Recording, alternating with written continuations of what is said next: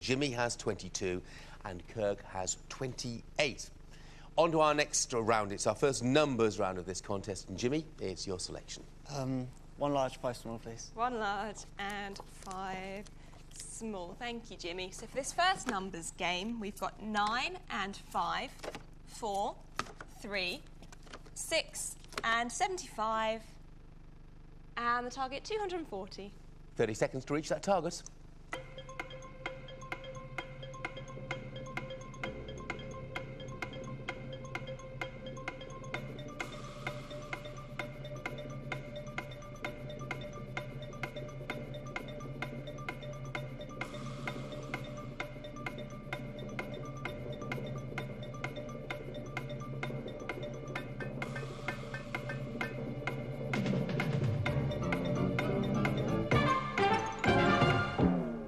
A very gentle opening numbers game. Jimmy? Yep. 240. Kirk? Yeah, 240. Let's hear yours, Kirk. 75 add 5. 75 add 5 is 80. And times by 3. And times by 3 for 240. Same way, yeah. Yep. Yeah, lovely.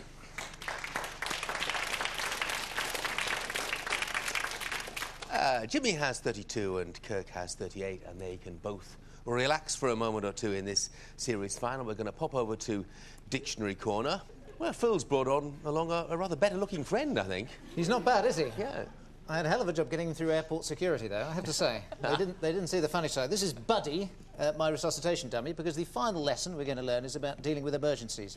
Because what you learn as a GP, about 80% of the patients who come to see you are going to get better, even if you left it to nature.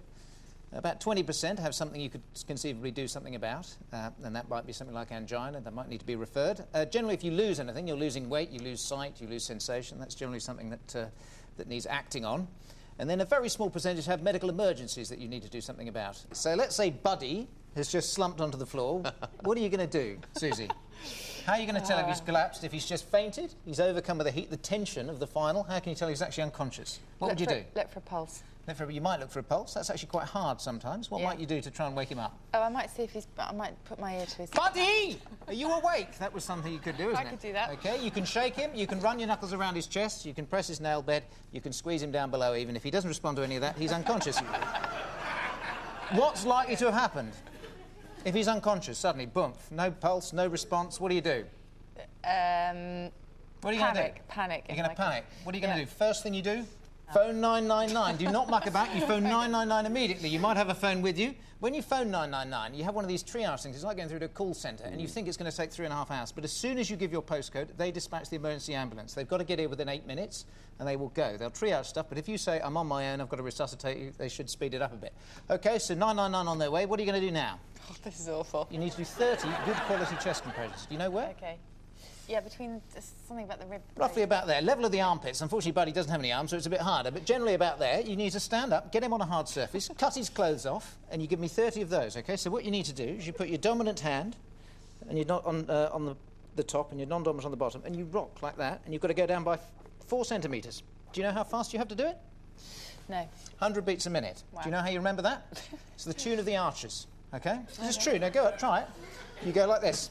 And do it in your head, because if Buddy isn't unconscious and he wakes up, he's going to think it's a bit odd. But you either do it to the tune of the Archers, or you do it to Nellie the elephant. Nellie the elephant, back the trunk and say goodbye to the circus, and that's 100 a minute. OK, you do 30 of those, and then you do 2 good quality rescue breaths.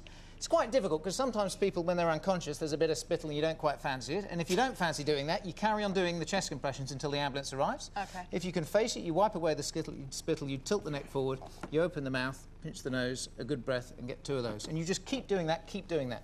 If you stand there and flap about like a rounded mackerel and panic, the patient will die. 5% of people who have cardiac arrest outside hospital survive, and that's because somebody gets there quick, does good resuscitation, and shocks them. And if you did that, we'd save a lot more lives. OK. Quite simple. That's all we need to know. Isn't that good? Good.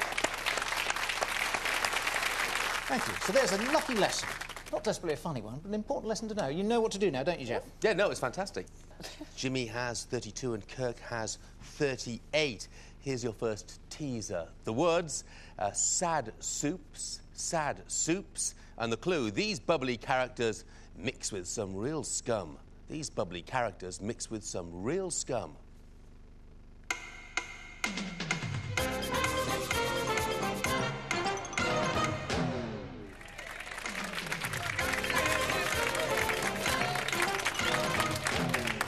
These bubbly characters mixed with some real scum. They do indeed. They are soap suds, of course.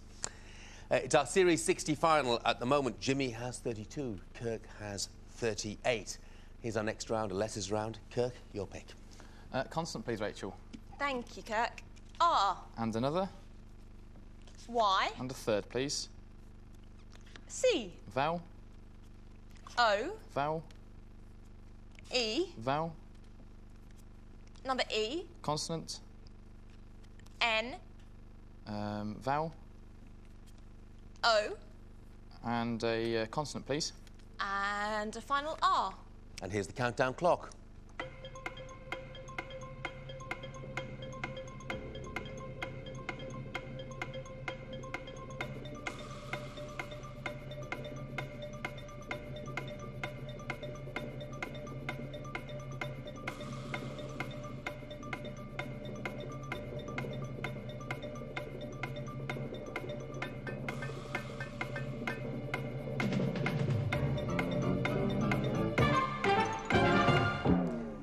Jimmy, how many? I think I'll stick with the 6. Stick with a 6, OK, Kirk? I'll stick with a 7. OK. Let's hear Jimmy's 6. Encore. Encore. And the 7, please, Kirk? Coroner. Coroners, yes. Definitely there. Well done. Was there a risky 8 there somewhere in your mind? Ridiculously putting a Y on the end, but I don't think that's how you spell coronary. No, it's not. You need the A for coronary. Other 7s, Phil? We've got a Susan? crooner. But that's it. Couldn't get an 8, has it? No, Couldn't we get an 8? couldn't. Nope. No. Very good. What it means is that Jimmy has 32 and Kirk just has the advantage. He has 45 at the moment. On to our next letters round. Jimmy, it's your pick this time. Can I have a consonant, please? Thank you, Jimmy. T. And a vowel. I. A consonant. F. A vowel. E. A consonant. G. A vowel. A. A consonant. R. A vowel. I. And a final consonant, please. And a final T. Here's the countdown clock.